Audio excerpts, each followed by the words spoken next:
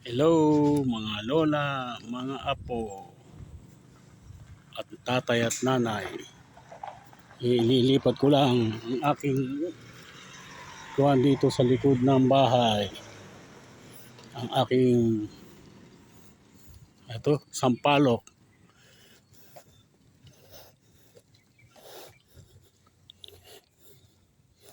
Ililipat ko sa liliman. Alang lilim si Coco. Ililipat ko rito. Masayang buhay sa likod ng bahay. Sa inyong lahat. Ililipat ko ang aking buhat nung 2003 na aking sampalok. Ilang taon na ngayon ito. Lilipat ko din sa bahay ni Coco. Kawawa si Coco, bilad na bilad. Okay. Napalgiluguan ko na silang lahat. Si Coco, si Brownie, at saka si Osaki.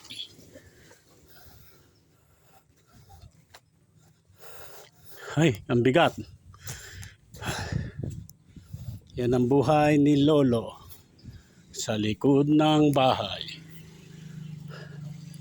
Ito ilalagay ko sa harap. Yan. Kay Lola yun. Ipapalit ko rin sa sampalok. Papalit ko yan. Init na eh. Ayan, pinaliguan ko si Coco. Ayan si Coco, pinaliguan ko na. Mabango, kasama ko nagja-jogging sa umaga. Ayan si Coco.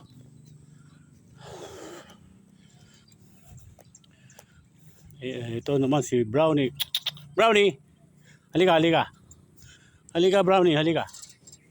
Halika, pakikita kita. Ayan, pakikilala kita sa aking mga... Ayan si Brownie, oh, tumataba na. Kompleto na ng balahibo uli. Nagkasakit siya, nawala ng balahibo. Nahawa sa mga askal dito. Naagawa siya ng pagkain. Ngayon okay na siya, oh, haba na ng balahibo niya. Sinasama kong mag-jogging sa umaga. May lilim siya kaya ngayon namumunga na yung guyabano. May katabi pa siya Madre de Agua.